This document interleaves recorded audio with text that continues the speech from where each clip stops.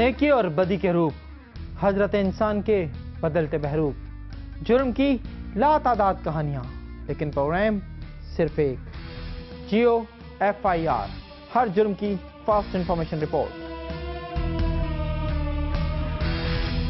हमारे यहाँ जिसके पास कीमत लगाने का दम हो वो सब कुछ खरीद सकता है, शायद के इंसाफ भी।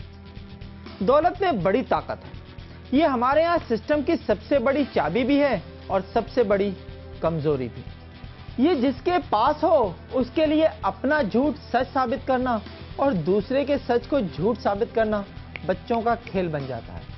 और एक ऐसा ही इल्जाम है कराची में एक किराएदार पर भी। इधर मालकन का इंतकाल हुआ और इधर वो दुकान और मकान का मालिक बन बैठा। अपनी मिल्कियत साबित करने के लिए वो जो कागजात पेश करता है उसे पुराने ऑनर्स नहीं मानते, और पुराने ऑनर्स ने जो सबूत पेश किए हैं वो अदालत में अभी जेर बहस है। कर्ज इस दीवानी मुकदमे में दीवाना बनाने का सारा मसाला मौजूद है।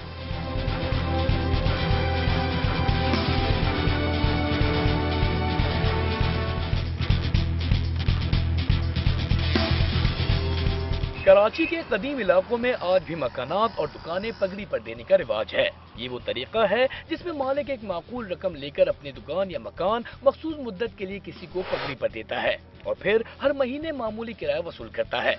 लाइट हाउस भी ऐसा ही इलाका है। यहाँ नूर मंजिल नाम की एक 3 मंजिला इमारत है।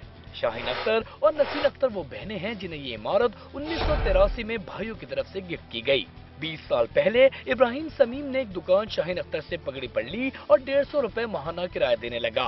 फिर 5 दिसंबर 2010 में शाहीन अख्तर का इंतकाल हुआ तो इब्राहिम ने अचानक ही दुकान और मकान का मालिक होने का दावा कर दिया। शाहीन साहबा से जो उनकी डीलिंग थी ना, तो उन्होंने उनको इस तरह किया हुआ था कि वो कुछ हकीकत बताती नहीं थी। फिर वो जब वो एक मेरे ख्याल में लाख हो गया होगा, 1.5 लाख हो गया होगा, उसके बाद कहने लगा मेरे पैसे वापस कर दो। अगर मजबूती से वो ये कहती कि मैं इस बिल्डिंग की ऑनर हूँ, जगह भी तो मेरी है ना जिस पर तुम किराएदार बन के रह रहे हो। शाहीन अख्तर की बेटी पढ़ लिख कर बहुत कुछ करना चाहती थी, लेकिन पहले वालिदा की मौत और फिर मकान हाथ से निकलने के खतरे ने सारे मंसूबे बर्बाद कर दिए हैं।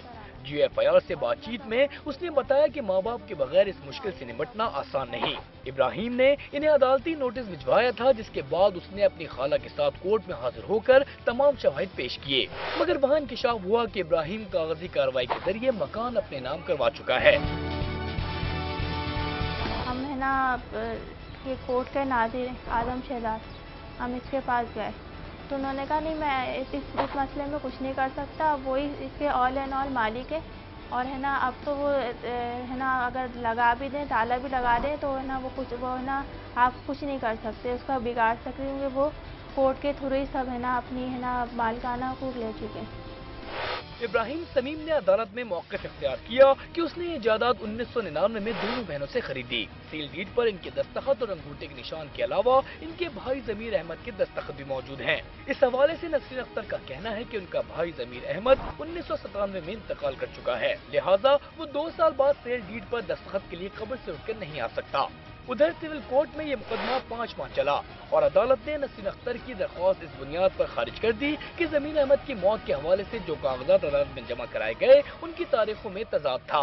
इस बारे में नूर नजीबा का कहना है कि डेथ सर्टिफिकेट में गलत तारीख का जिम्मेदार SIUT का अमला था। बाद में इस गलती को दुरुस्त करा लिया गया, मगर कोई फायदा न हुआ। हाँ, इसमें एक डिफेंडेंट दुनिया में थे ही नहीं, उन्हें जिंदा दायर किया गया, तो इसके तहत कोई भी नहीं पेश हुआ। जब एक के साथ इस तरह किया तो कोई भी पेश नहीं हुआ कोर्ट में। ये फिर भी हमारे खिलाफ 30 जुलाई को फैसला आया, फिर हम अपील में गए। दूसरी तरफ इब्राहिम और फरीकैन के वकला से बातचीत के बाद जो सूरत हाल सामने आई उसके मुताबिक इब्राहिम इस तनाज़े को नसीर अख्तर की बदनीयती करार दे रहा है। उसका कहना है कि वो इमारत की 3 मंजिलें खरीद चुका है और अदायगी 3 मुख्तलिफ वर्षों में की गई। इब्राहिम के वकील का ये भी कहना है कि नसीर अख्तर के इल्जामात में कोई दम नहीं। इसके बरक्स नसीर अख्तर के वकील को एतमाद है कि इब्राहिम का दावा झूठा है और इसके पास अदायगियों का कोई सबूत नहीं। कहीं भी इनके एप्लीकेशन में बिल्डिंग सेम बिल्डिंग पे रहते हुए, ठीक है ना, अब सिर्फ नियत की खराबी, कोर्ट में ये कुछ बात करते हैं और आउट ऑफ कोर्ट कुछ और बात करते हैं। बात वही एक्सेप्ट होती है जो डॉक्यूमेंट्स पे होती है। ज़बानी में आप पे किसी पे भी इल्ज़ाम लगा दूँ, मुझे प्रूफ मुहैया करना होता है और इनके पास कोई प्रूफ नहीं है, जो कि मैं आपको तमाम डॉक्यूमेंट बता दिए। इन्होंने सिर्फ बेसिकली एक चीज़ ली थी कि जी ये भाई हमारा 97 में फौत हो गया था, ये 99 में इन्होंने डिग्री ली है।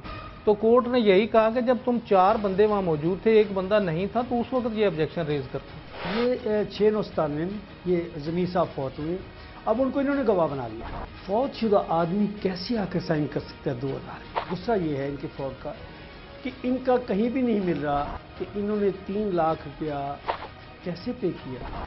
थर्ड थिंग ये है, दोनों बहनों में डिफरेंस बहुत सारा साइन में, जहाँ भी जाकर आप देखेंगे, अगर आप उनको वेरीफाई करवाते हैं साइन को, तो आपको कहीं भी ये साइन ट्रू नहीं मिलेगी। यहाँ पर नादर को किस लिए ऑर्डर दिया गया, ये कोई समझ नहीं आ रही कि इसमें कौन सी बात थी जो नादर को कहा गया कि जी आप करके दे।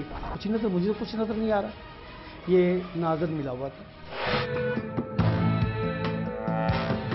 नसरीन अख्तर का इल्जाम है कि सेल डीड पर इनके अंगूठों के निशान धोखे से लिए गए। इब्राहिम ने टैक्स अदायगी का झांसा दिया और सादा कागज पर अंगूठे लगवाए और बाद में यही कागज सेल डीड में बदल दिया गया। उन्होंने सिविल कोर्ट के फैसले के खिलाफ सेशन अदालत में अपील कर दी है और इंसाफ के लिए पुरुमीद हैं। UFIR के लिए कैमरामैन अली सज्जाद के साथ ज़ीशान शाह, कराची।